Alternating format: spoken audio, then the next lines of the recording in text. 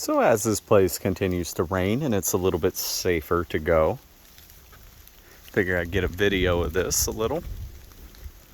It is a neat little spot. Lots of beautiful nature. This is Japan.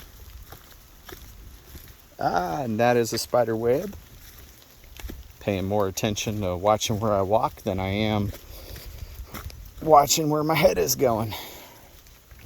Look at that.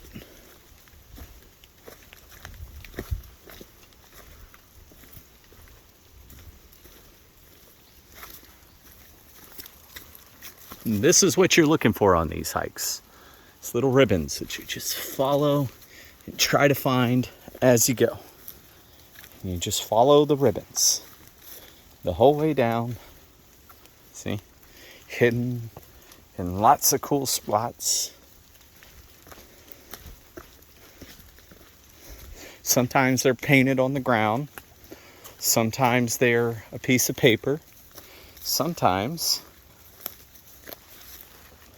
they're a little arrow stuck to the side of something. But they're almost always fun to find. Like right now. Now I'm looking for ribbons or something again.